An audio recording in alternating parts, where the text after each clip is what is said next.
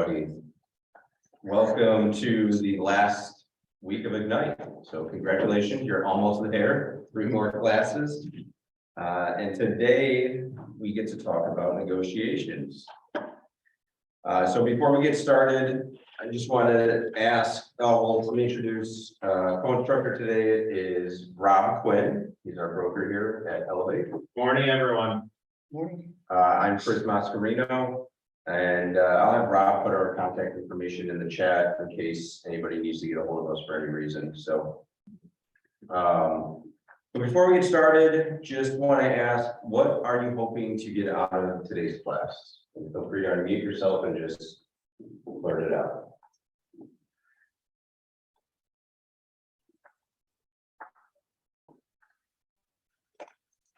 Different tools to know, like when to push negotiate, like just really how to negotiate, like how to know when to push and when to like advise and when to just wait. Okay, I like that. We also have one. Yep. Keep the deal together. Go ahead, keep the deal together. How ways to keep the deal together?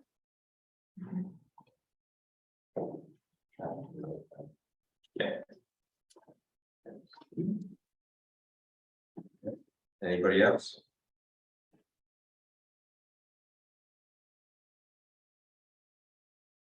All right, we will be covering these. If we don't, for some reason, answer it completely, let us know. And let's jump in and get started. All right, so today being negotiations. So we're going to cover what a negotiation is, the 3 P's of negotiation, which are prepare, present, and position, and then tips for successful negotiation. So by the end of today, you will be able to explain negotiating offers, use the 3 P's approach, and recall and practice the key skills of negotiations. So start thinking about what you will learn today. Let's consider what questions we might have we'd like to learn more about, which we just talked about. So as we go through the content today, listen to hear if the questions are answered. And again, if they're not, we don't cover it completely, please step in and ask again or clarify.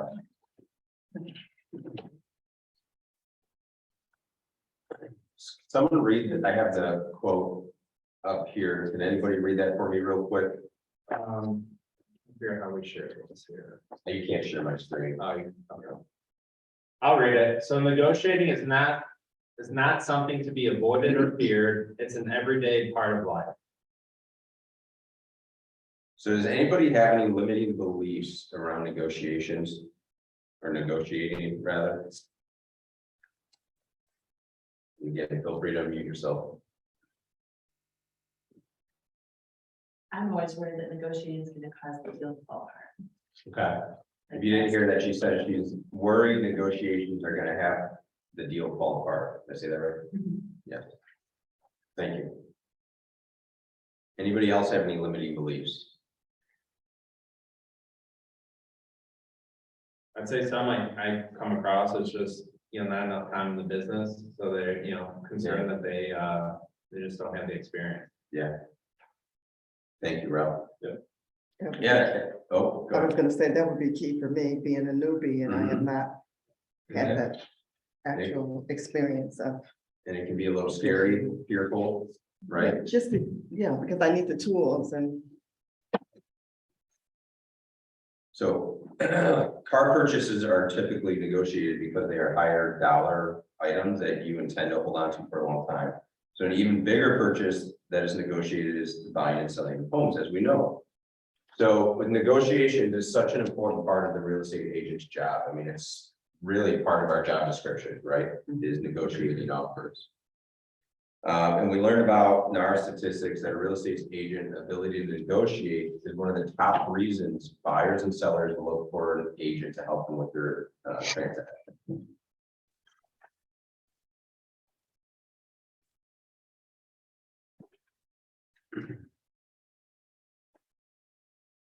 So what is negotiation? Anybody want to actually answer that? We're on 18.3, your booklet.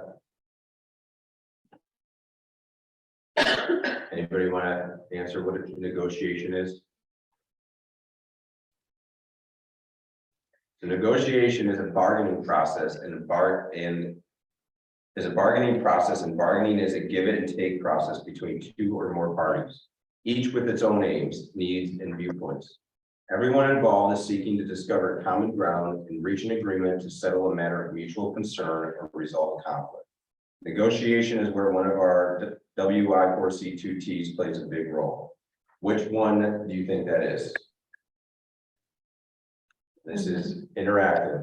Win-win. Yes, thank you. So yeah, win-win or no deal. So as a KW agent, you're always working to find a win-win solution for all parties. By being kind, fair, and professional, you have the best chance of reaching an agreement that is best for your clients.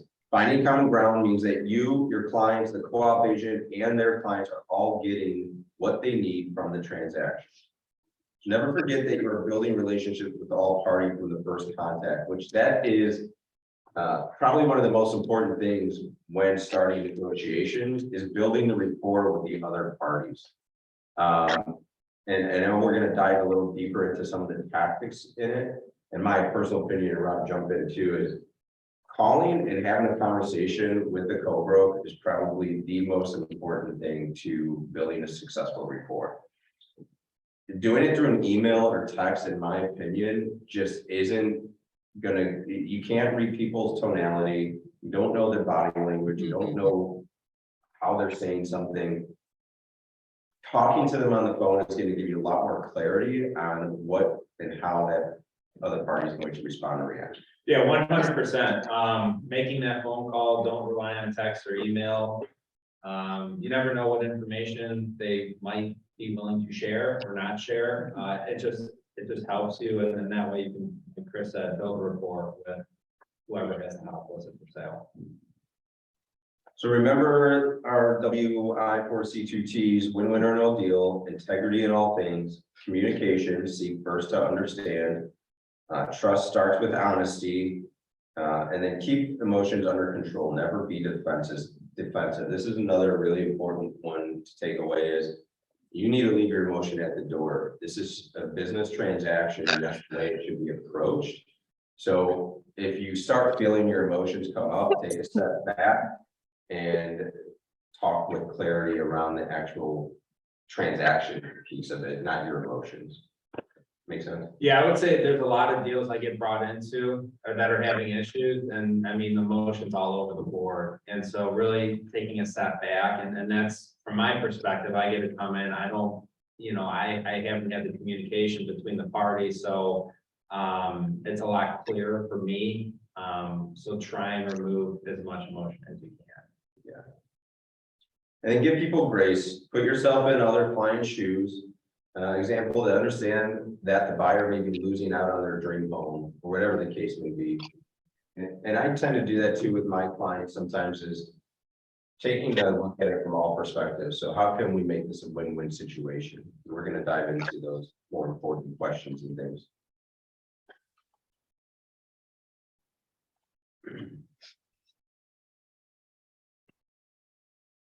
All right, so in the last session, you guys learned about offers. Simplified, when an offer is accepted, it moves the process towards a close. So offer accepted, close. Then the other process is where you have to negotiate the offer. So it isn't usually that simple where you just put an offer in, gets accepted, and then you're moving on to the close.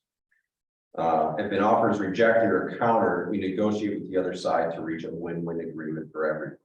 So it's important to note that every transaction is unique. So negotiation may not always only happen at this point in the transaction. Remember, to get to this point, you've lead generated and gotten into relationships with your lead through follow-up to get an appointment and a signed agreement. Then you went on to get your buyer qualified and show them homes. Whereas the listing agent, you've helped the client make the choices that best showcase their home and market that. So to get to this point of the transaction, there's been a lot of time and money and effort invested in that person, right? So you shouldn't lose the deal because your negotiation skills weren't up to par. So today we're gonna focus on establishing your negotiation skills so that you can close with confidence with that win-win attitude. Closing with confidence. And confidence.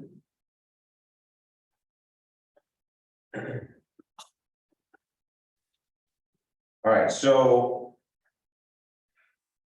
you guys have your participant guide, what are we on, Rob? We're still on 18.3. 18.3, okay. So question is, who do you negotiate with? So go ahead and throw some answers out. Say my wife. Clients, yes, Kids. Yeah. yeah, There. yeah. Parents. Who else? In the transaction, who are we negotiating with? The other agent. Another agent? The Anybody else? co-broke, yep. Yeah, A little bit, right. so our clients too, right? We're negotiating with our clients.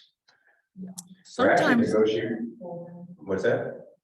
I was gonna say, sometimes we have to negotiate with the title company if we didn't get to pick them on fees. Sure, yeah, you're right. Title companies. Shoot, lenders sometimes you guys negotiate with. Even though it's indirectly, but you're also negotiating with the co-broke's clients. And it could be their clients' parents that are involved, that you have to get the whole picture and understand who's actually being communicated to. So this is where it gets important to ask really good questions on the other side, so you know how to maneuver around the negotiation process. So you're always negotiating with your clients and with the agent on the other side. And don't forget, this is your career. And if you continue to conduct business in the same market, you are likely to encounter the same agents on the other side of the transaction over and over again. This is really important too, is that rapport is huge when you're building it, especially in your first transaction with an agent, because next time it comes up and you run into this agent, they're gonna know what a smooth deal it was, and that could help push your offer in favor of other offers.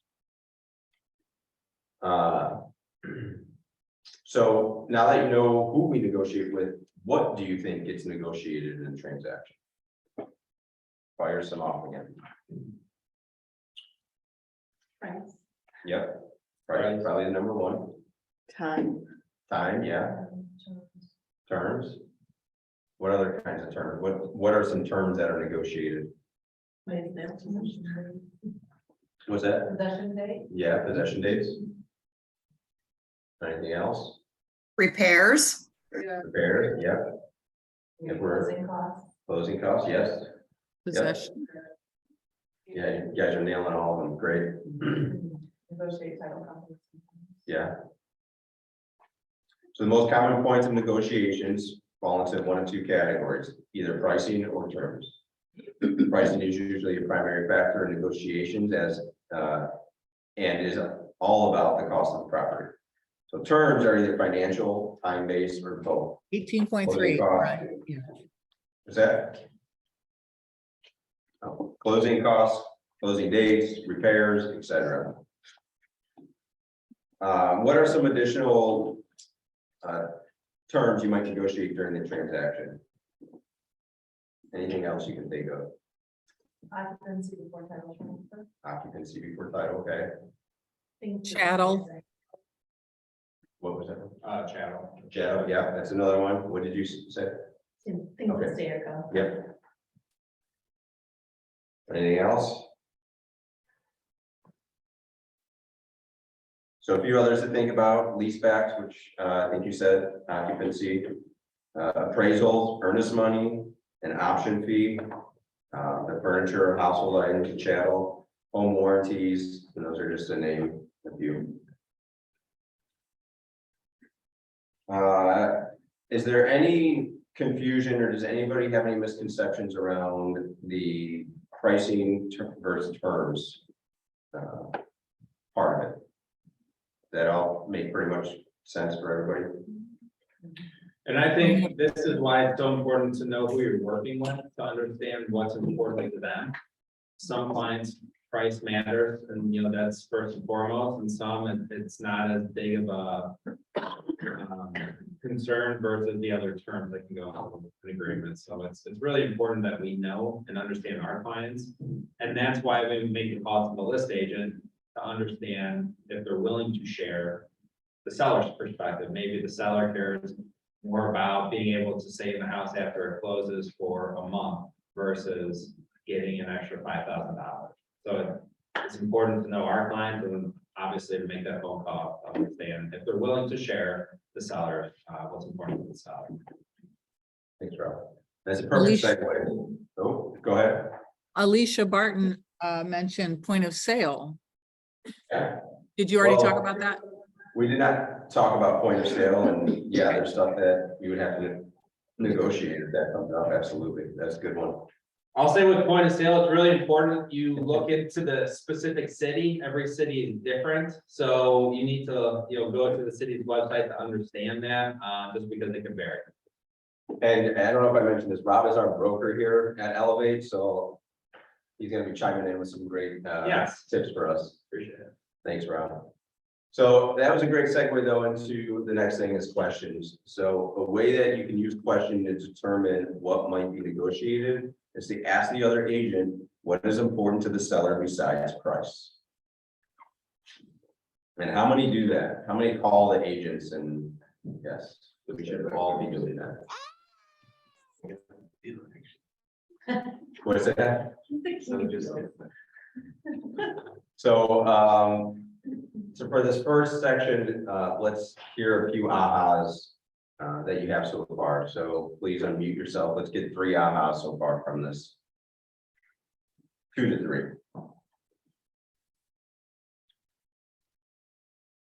Just a good reminder to build that relationship with the consultant. Yeah.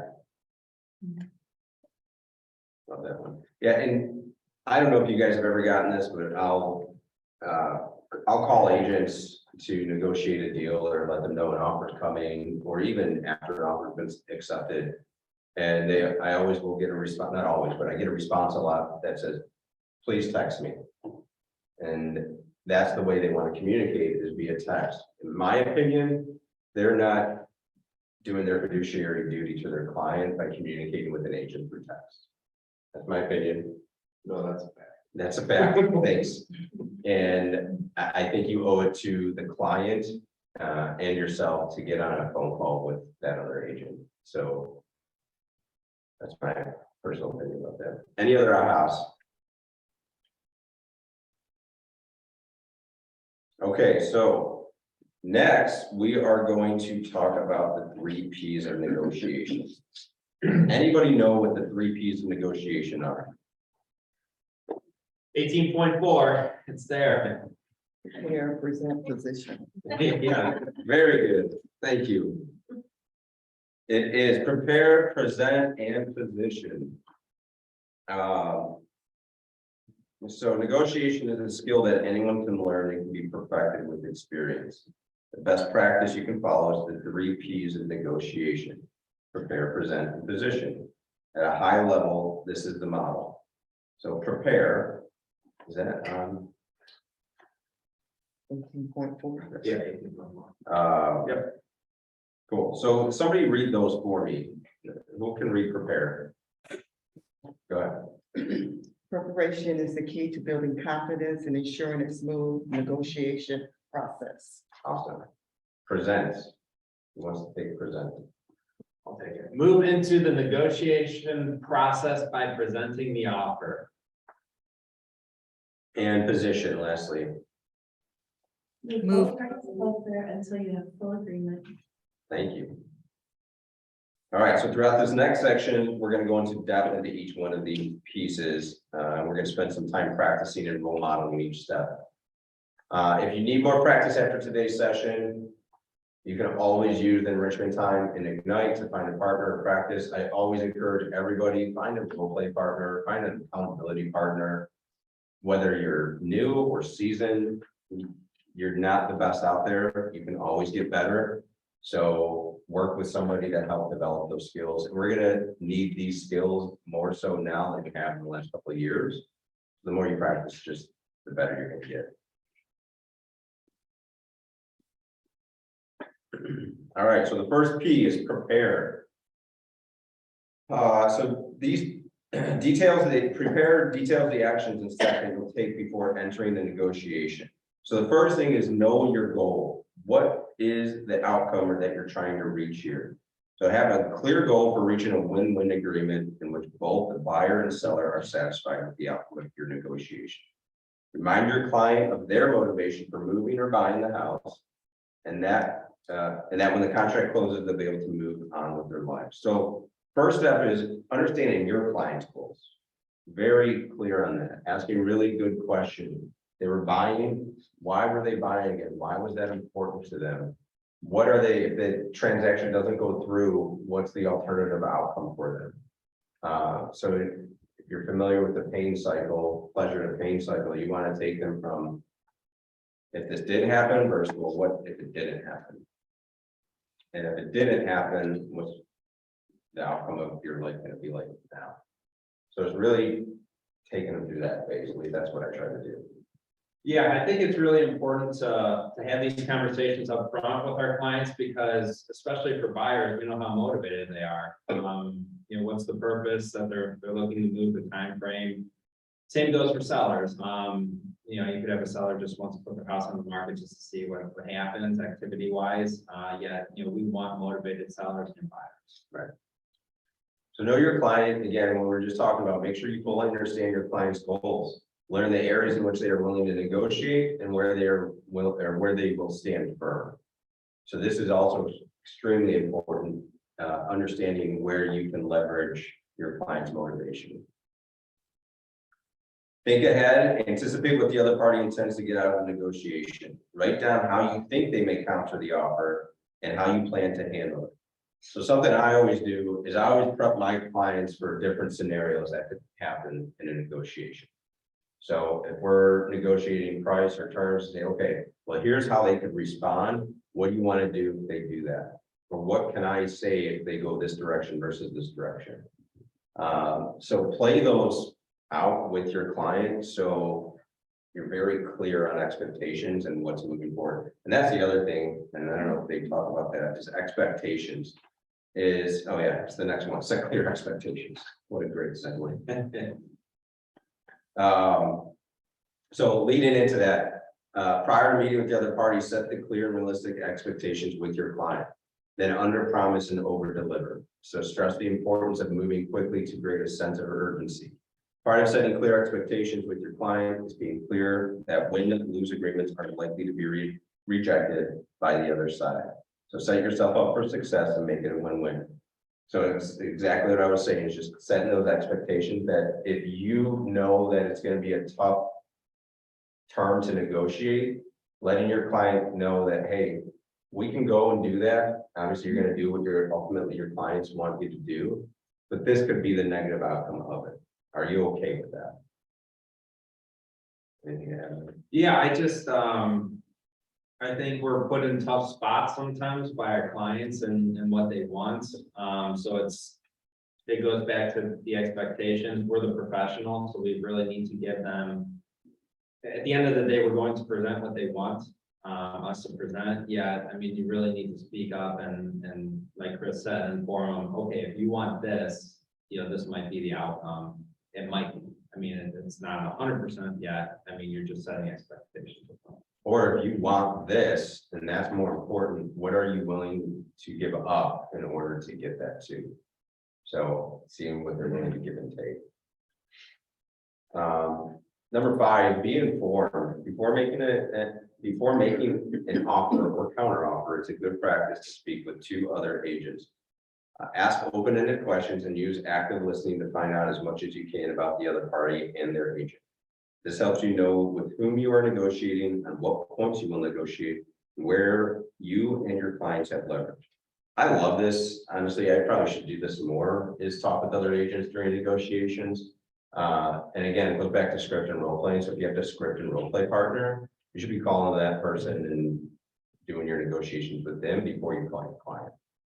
The other thing to go along with this piece is I'm always trying to find solutions prior going back to my clients with whatever whatever I heard back from the agent. So if it was something negative or not the outcome we're looking for, I'm already planning like 3 steps ahead, so I can go back with a solution to keep this deal together. That makes sense? Yeah. Obey the laws, right, Rob? For sure. You have a broker, so call the broker if you have questions. Yes. Every state and local, every state and locality have their own set of laws that regulate the zoning, mortgage clarifications, mortgage qualifications, and other real estate matters. Stay current on your local regulations and stay out of court. The beautiful thing at Keller Williams, we, we're a sharing company, so it doesn't have to be the broker, it could be an agent that you have a good relationship with. You can ask anyone anything, so don't be shy. Know the documents inside and out. How many people know all the documents that we have in Outlook on Elevate? Most of them. I just showed you one. We have a lot. There's a lot. There's a lot. I get asked questions every day from other agents. Do I just write my own addendum? And the answer to that is No, we are not attorneys. very good. And my other answer to that is, have you looked in Outlook, because there's probably an addendum for that already. So if there's not, then you probably should be calling your broker or another agent to see how they would handle that situation.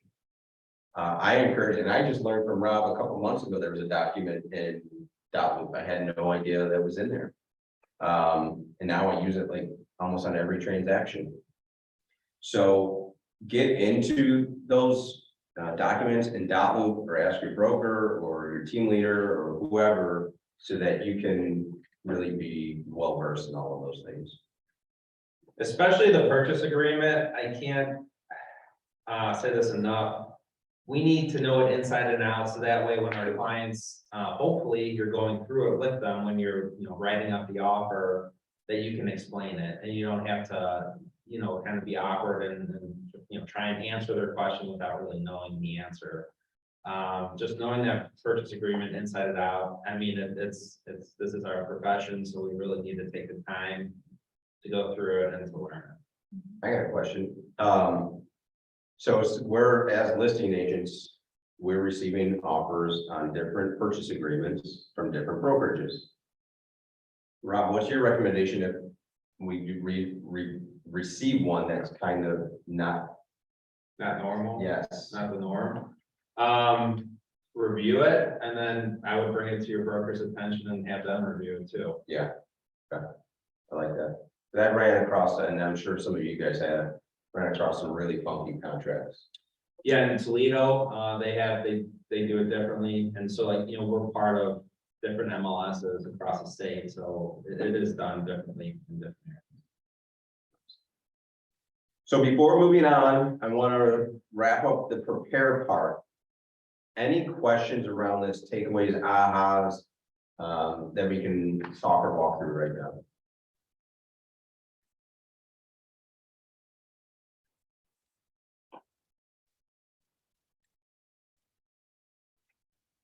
None?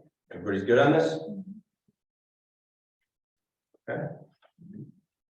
Moving on.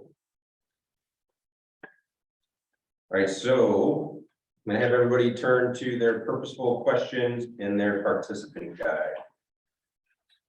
18.5.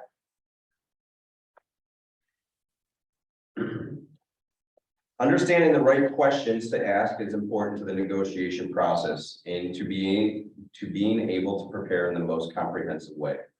Asking questions allows you to establish and uncover the objectives and goals of your client and those on the other side of the transaction.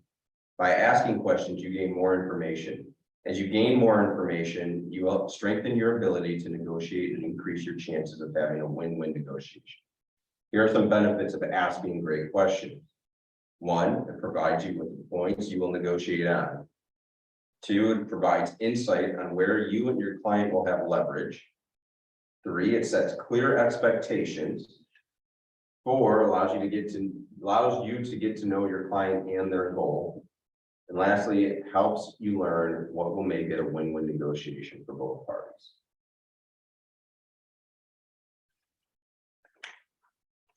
And I think as you go along and you negotiate more and more deals, you're going to learn what are some key questions that you're always going to be asking.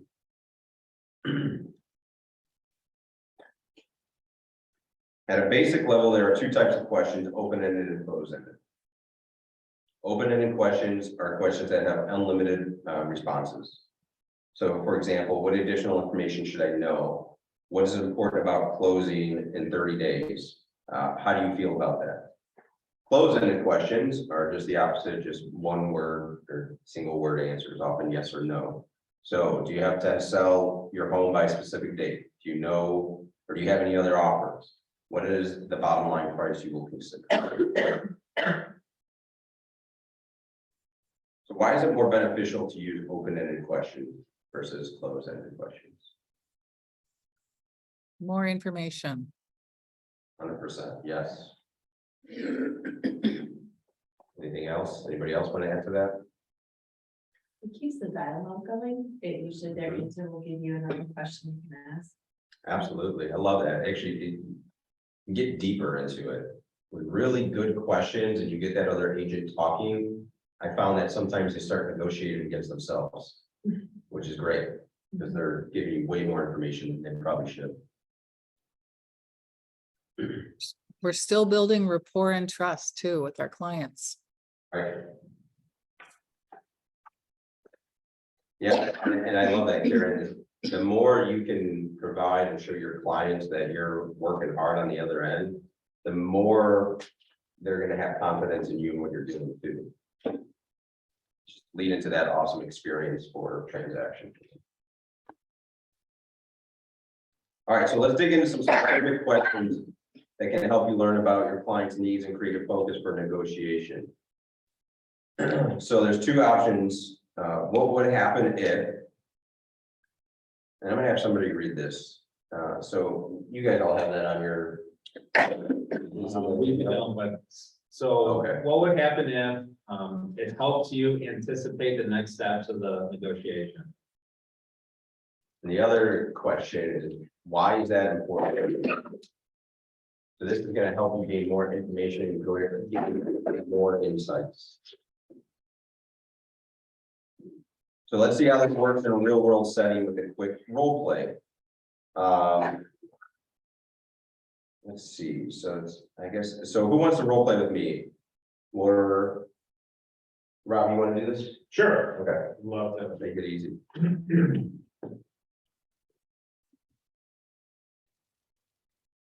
Okay, so you want to be the agent or the client? I'll be the client. Okay.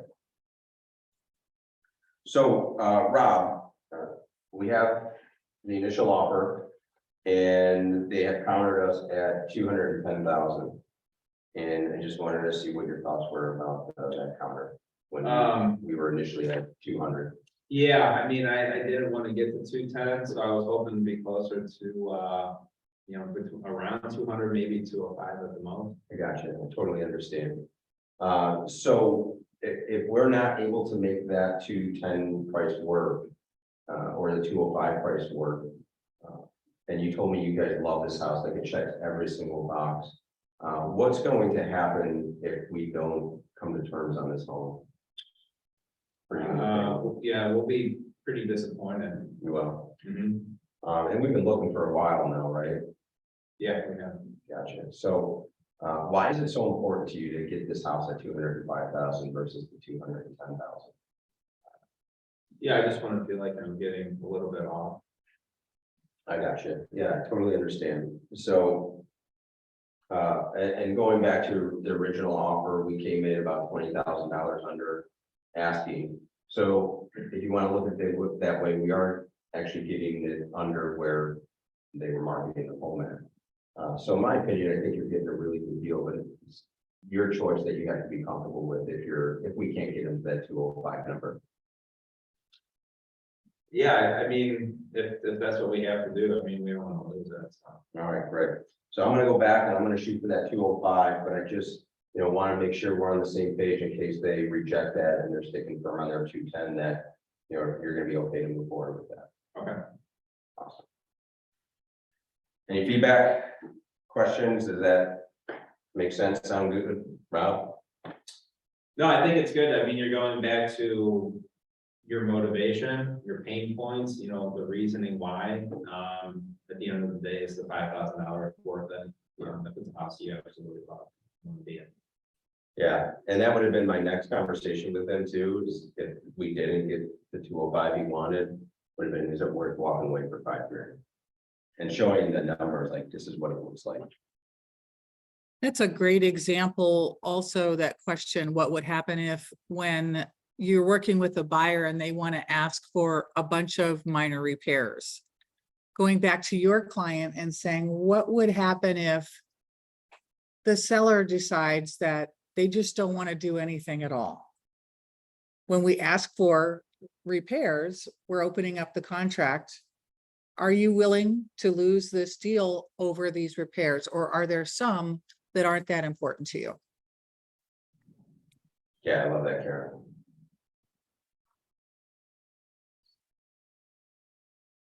Anybody else?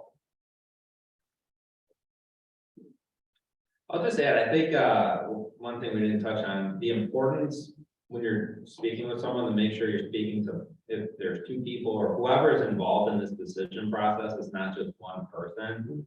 Just make sure you're including everyone that is actually going into making this decision. Yeah, great point. Thanks, Rob. Very good point. Okay, so we're gonna turn to the prepare scenario page in your participant guide. And we're gonna do a little activity here. So we talked about the first P, which is prepare, so let's see how we can apply that. So I want you guys to get into groups. Let's see, just a group of twos, so pick a partner. And we're gonna spend 5 to 7 minutes on this. And here's what we're gonna do. So you're gonna read the scenario and together let's clarify questions you could ask your client. Keep in mind everything you just learned about open and closed questions. So go ahead, do that real quick. Spend 5 to 7 minutes with your partner going over the scenarios and questions. And then we'll share some with the class when we come back. Any questions? Good, good. All right.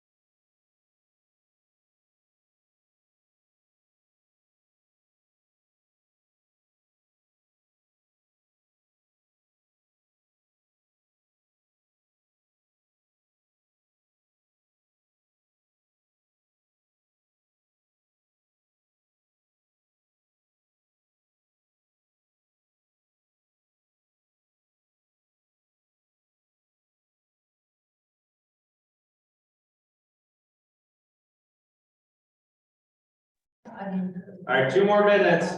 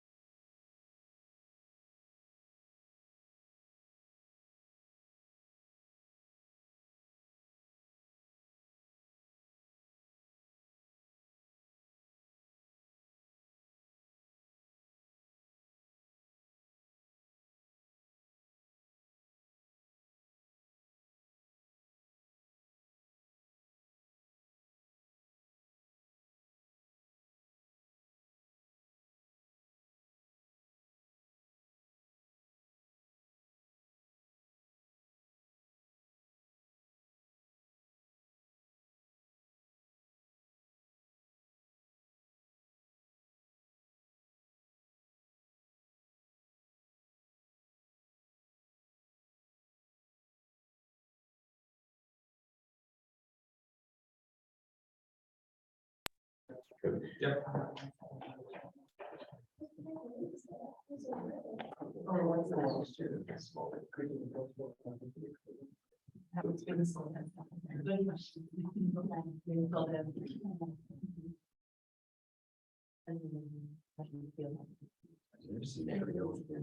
Yeah, you want to see it?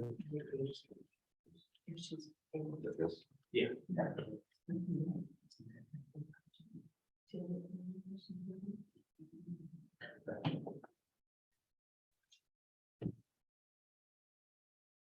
I know.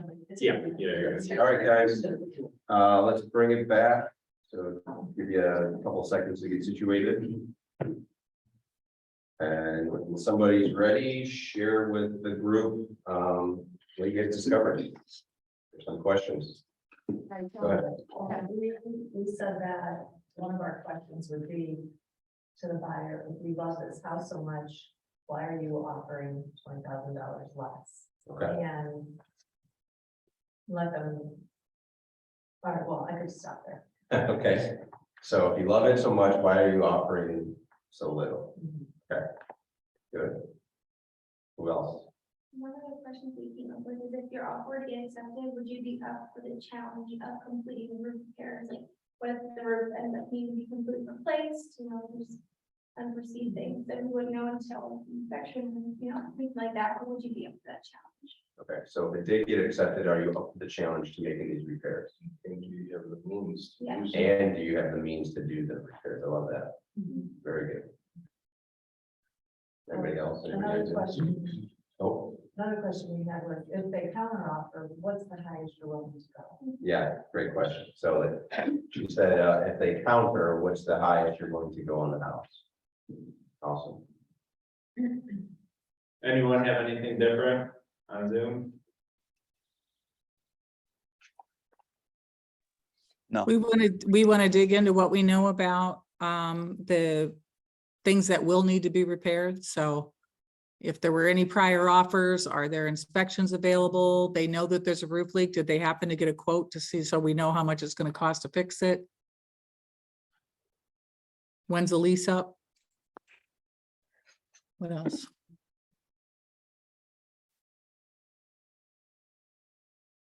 Yeah, those are all great.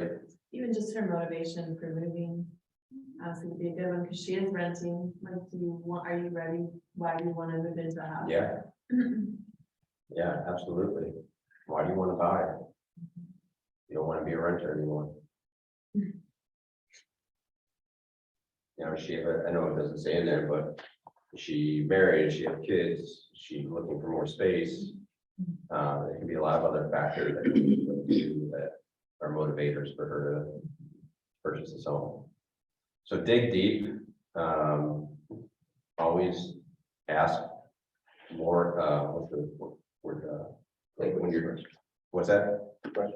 What's that? Probing question. Probing questions. Thank you. Yes, probing question. I couldn't think of it. Ask more probing questions that would get even deeper to the motivation. Awesome. All right, moving on. Anybody else before we move on? Okay. So the next is present. So some of the best practices when presenting.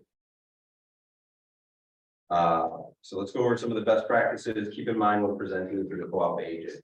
Your participant guide has more detail that you can refer back to at any time. So here are the 7 best practices. Number 1 is my favorite. Call the other agent. Don't text, don't email. I mean, it's good to do that in addition to calling the agent, so you have stuff in writing, but call the other agent. Pay attention to nonverbal cues like pauses and voice qualities. Really big. So once you can pick up on somebody's tonality, you can kind of gauge if they're being truthful or if there's leverage there, or if you can dig deeper into that. Keep quiet once you present an offer. I love this as well. Person that starts talking first is usually the one that's going to give up more information. So I always try to sit back, and I think I was telling you guys about how another agent on the other side actually started negotiating against herself because she would have stopped talking. So it gave me a ton of leverage and back to my clients to say, hey, here's what more we can do. Listen carefully to what is important to the other party. Stay calm and relaxed. Another really important one, don't let your emotions get involved. Keep that out of it. Focus on the customer's needs, not yours. Give your offer the best chance. So remember, you are always working to create a positive relationship with your co-op agent, even if they don't seem cooperative. When the emotions die down, they will remember how professional you were or weren't. This is your career, and you will come across this agent again. Anybody, Rob, you want to add anything? Yeah, I think the professionalism is so important, in the way we communicate first and foremost, but then also the way when we say present it, meaning, is it one large PDF document? Do you have a summary of the offer that you already explained to with the list agent? So it's the way it's presented, and make sure you read the broker remarks, because some agents want it through Outlook, or they want an email to this email address. So make sure you pay attention and you actually follow whatever their instructions are, because it'll only help your case. Yeah, and along with that, just be super clear with everything. For me too, something that's super important with negotiating and building that rapport with the co-op agent is how well your documents are filled out. I don't think they talk about that in here, but I cannot stand it when I get a document or an offer and like half of it's not even filled out correctly. So that just makes me lose confidence in their ability to get this deal to the end. So. Yeah, as a list agent, you're thinking, oh, they can't even fill out the purchase agreement. I mean, how's this transaction gonna go? Or if you have you are, Oh, go ahead. or if you're the listing agent, you know, a lazy agent calls on the phone and says, hey, can you send me a copy of the residential property disclosure, or ask you questions about stuff that's already available to them? Right. How are you gonna, how's that person gonna show up in the middle of a transaction? Right. And same as the listing agent, upload your documents into the supplements. Make it easy for other agents to get the information they need. So, yeah.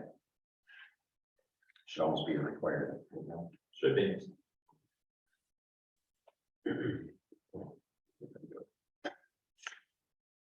All right, any other questions around those best practices? Now that we have covered the first 2 pieces of the 3 Ps approach, we are ready to get into the third P, which is position. So positioning is about moving both parties closer until there is a total agreement. When you are engaged in this third step, you will do the following. 1, acknowledge the common ground. You're looking for places where the buyer and seller are in agreement. This also helps uncover the areas that can be adjusted versus the ones that are set in stone.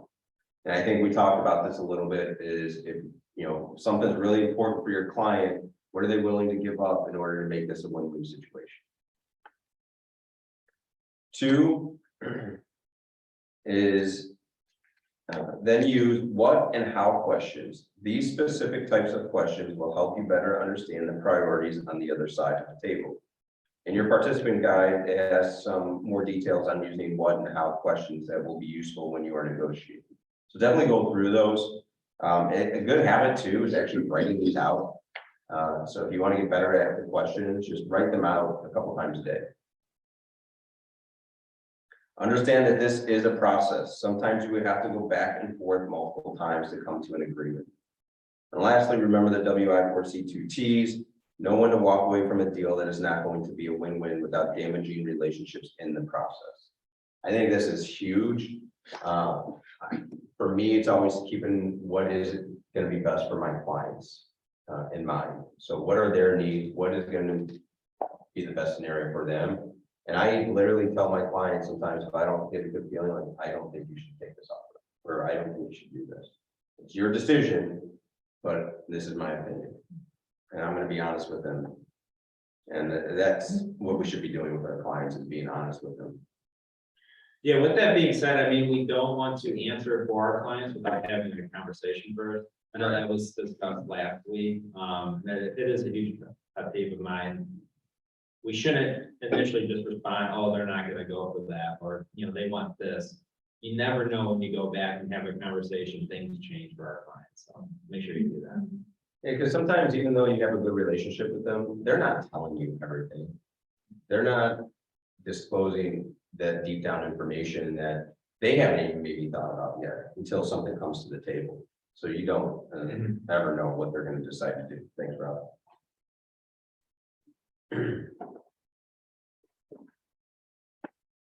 All right, so turn to the position scenario page in your participant guide. Do another little activity. So we're gonna apply what you've learned about positioning. So work with your same partner from the previous activity. And you will be using the scenario in your participant guide to go through a role play using the information you just learned. We're gonna take about another 5 to 7 minutes. So go ahead and partner up again, and it is 9:53, so 10 o'clock will bring everybody back.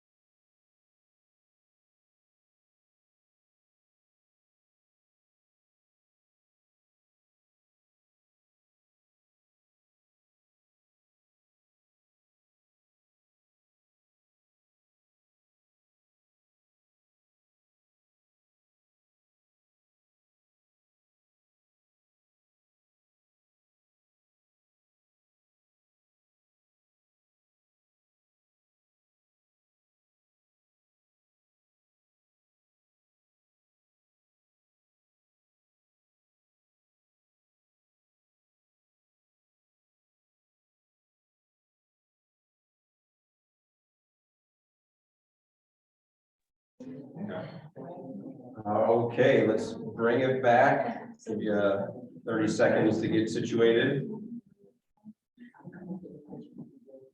And when you guys are ready, let's hear your ahas, takeaways, and what you came up with.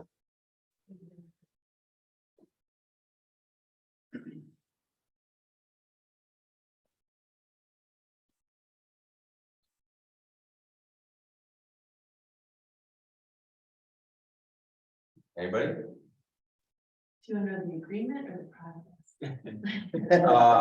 Whatever you wanna go over. We just kind of like took into effect, like we did, obviously currently, so we took into effect like COVID, it's hard to get appliances, so. The buyer came up to the price of $350, but the seller conceded in needing appliances.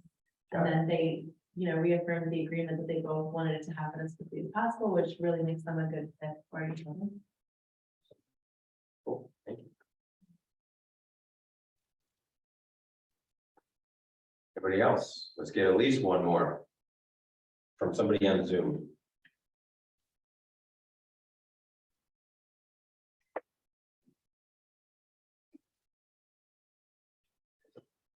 Yeah. Chris, we missed the question. What was you were just looking for how it went? Yeah, what were your takeaways or ahas from the activity? If I do that when we broke out. Just coming to some agreement between the agents to go back to our clients before walking away, go back to our clients and say, in order to make this deal happen, we might have to come up and they're gonna have to come down or walk away. Okay.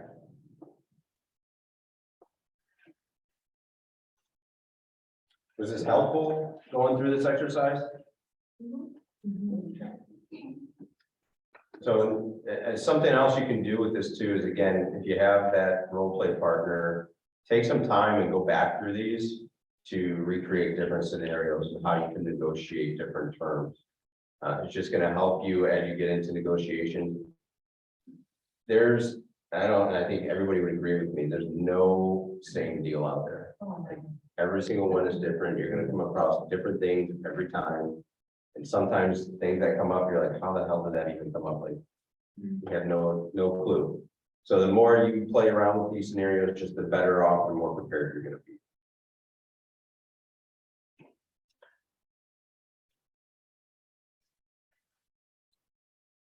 All right, so now that we went over the 3 Ps, which are prepare, present, and position. So Forrest asked online, how important is it to establish a business relationship between agents before tackling a deal? Not sure I follow for us. Oh, that's his, What's that? okay, that's his. Oh, I got you. All right, appreciate it, Forrest. Okay, thanks, Forrest. All right, so now that we went over the 3 Ps and laid the groundwork for the negotiations, let's cover tips and best practices to help with your negotiations. All right, so turn to your negotiation tips page 18.9. in your participant guide. So it's important to remember that negotiating is a skill that is learned and practiced. And when using the 3 Ps approach, keep in mind these best practices. Okay, so one is, above anything else, be professional. I mean, this is our careers. This is what you are doing for a living. The courtesy we can provide to not only your clients, but the co-broke is be professional. And that goes without saying, I think. Remember your goal, the signed contract. That is what you're driving toward, and it's what both agents and their clients have in mind. You wouldn't be in this scenario if there wasn't a seller and a buyer, right? So do what you can within the terms that your clients give you to make the deal happen. Control what you say to anyone involved in the transaction. If you create anxiety in your client or other parties, you're reducing their leverage in negotiations. This is also a really good tip, is don't let your emotions get involved. Take that out of it, talk from clarity, be specific, purposeful around those conversations. And add anything to that? Yeah, I mean, just. People want answers quickly, yeah, I mean, if there's emotion involved, it's good to take a break. Have some time in between and then, you know, have a level head to have that conversation. And sometimes too. And not sometimes, most times. When you get a response from somebody or you start getting your emotion, don't respond or react right away. Take 5 minutes, take an hour, take longer if you need be, so you can go back and respond with clarity. Continually refer to motivation. Remind your client why they intend to buy or sell and help them reevaluate the request if they are becoming unreasonable. Don't reveal too much. Listen more than talk. I gave you my example of how that worked in my favor. Keep your client's motivation close to your chest. Love number 6. Don't be attached to the outcome. You can't get everything you and your clients need all the time. Don't let it affect your mindset if the deal doesn't go through or if your client doesn't act on your recommendation. Find a different win for your client. I think that is huge, is take the result away from it. Take your attachment out of the outcome. And it's very hard to do sometimes. And when you do that, you gain more clarity and you gain more power with negotiations and talking with your clients. Love to hear some other best practices that we haven't covered today. So if anybody wants to share something that's not in these tips that we went over, what are some other things that you guys do when negotiating?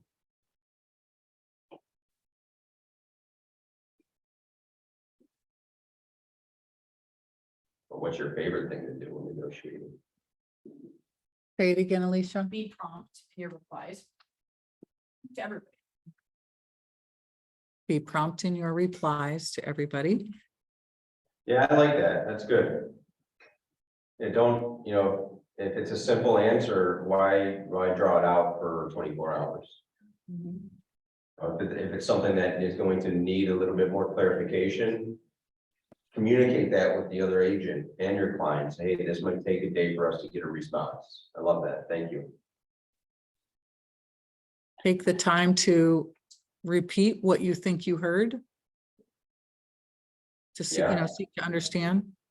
Yeah. Yeah, if you don't understand, don't assume that that's what they meant. Thanks, Karen. I go back to the keep your goal in mind. So this is more so when you're under contract and you're going through, let's just say, inspections and there's things that come up. At the end of the day, the goal is to have a successful transaction. So just keep that in mind. And a lot of times to go along with that, it's our clients that can get pretty emotional and we're the professionals. So again, try and take your emotions out of it. You can be empathetic, of course, yet we're the professionals, so we shouldn't be emotionally attached to this. Right. Thanks, Rob. Anybody else? Any other good tips or points that you use in negotiating?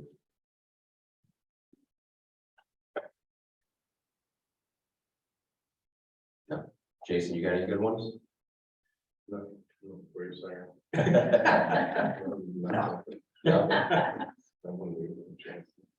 All right, well then we will move on. So we're actually at the end of this section.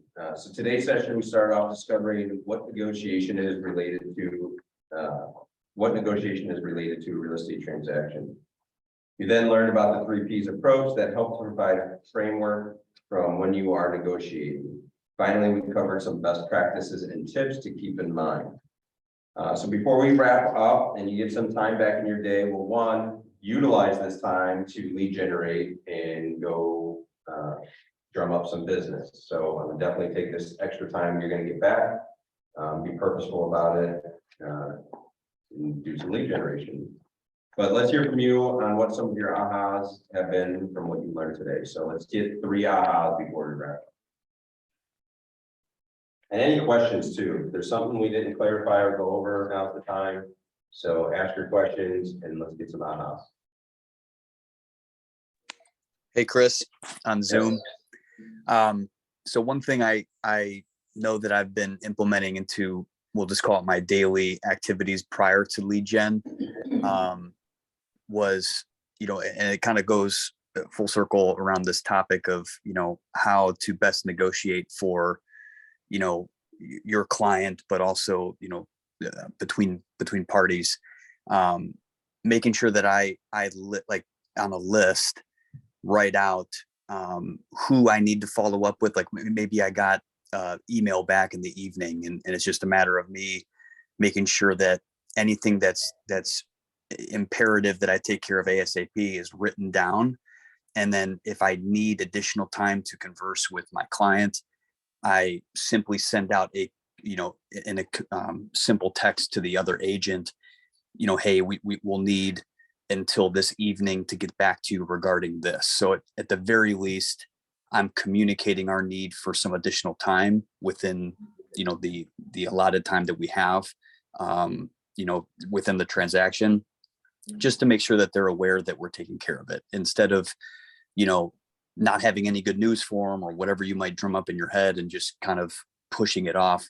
If you at least send a text or you at least get on a call prior to doing your lead gen or prior to taking on the day, it gives them a sense of, good faith that you're doing everything you can on your end. And there's a set time in place where you can get on the phone call or send an email or get information over to them. Yeah, and I think that's how, whatever's gonna work best for you two to stay on track and keep people informed. I don't think you can ever over communicate when you're negotiating stuff. And that's actually one of my biggest pet peeves, is where you're trying to negotiate a deal and then the other agent is ghosting you for 12 or more hours, and they can't just a simple even response to a text like, hey, sorry, still haven't been able to talk to my clients, we'll get back to you as soon as possible. I think as much as sometimes we're getting hit from all different angles from different parts of the business, being in constant communication with that co-broke, I think is just as important, no matter what the scenario is going on. So all parties are informed. So, Forrest, thanks for sharing that. Yeah, and actually, one more thing, Chris, to that, and this is what spurred my statement earlier. But basically, something that was a topic of conversation in RENE, certification class through NAR. They the spokeswoman that was had 30 plus years of experience as an agent and a broker, had relayed that tactful communication is very, very beneficial in negotiations. So like, even if you can't drop everything you're doing to answer a question and you need to be vague or you need to allow yourself more time, you never know how that other agent may or may not react. Like sometimes it ends up being in your best interest, where if you allow yourself some additional time to discuss with your client and kind of, just keep them up to date in the, in the way of, hey, listen, we'll get back to you by this evening. We need some additional time to discuss. Sometimes that other party, or maybe the agent acting, on their own behalf, not so much their clients, will, let out some information that that maybe they just out of frustration or what have you wouldn't have done so otherwise. So it just kind of puts you in a better position to maybe benefit in negotiations, if that makes sense. Sometimes that'll come up. No, appreciate it. Thanks for sharing. Anybody else? Any other takeaways out of house from this session? I would add that as you're developing your unique brand as a real estate agent, being really good at negotiating is definitely one that will set you apart from other agents. So you all picked accountability partners during this Ignite period. I know this is the last week, but If you're not planning to continue the accountability partner with that person, find somebody else to practice this with. Get crystal clear, build that muscle memory of how to respond in situations that you've talked about. So this is a really important one. How would you explain to somebody that you are great at negotiating an offer or negotiating on their behalf? Yeah, thank you, Karen. Getting Walk really them good at, what's that? Walk them through what you do. How many times you call, all the questions you ask. You can win a client by being able to explain how important this part is. Yeah. How you're communicating with them and the other agents. Super important. And this, getting really good at negotiations helps save deals too. Because you can start thinking of different solutions to present to your clients or the other agent. Last question, what is your call to action from today's session?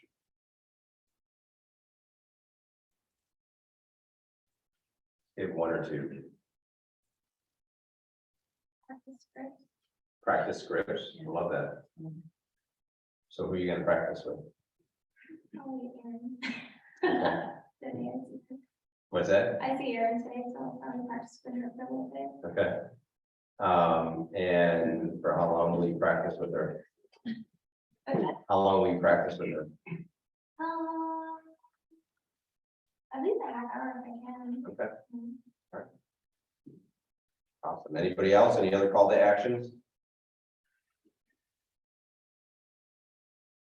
Never script and role play enough. Rob, anything in addition? No. And with, No. okay, good. Well, that's it, everybody. So really appreciate your time and being here and investing in yourselves and listening to Rob and I talk for an hour or so. Any questions? I think you put our information. Yes. Okay, so our information's in the chat. If you ever want to reach out, we're always here to help.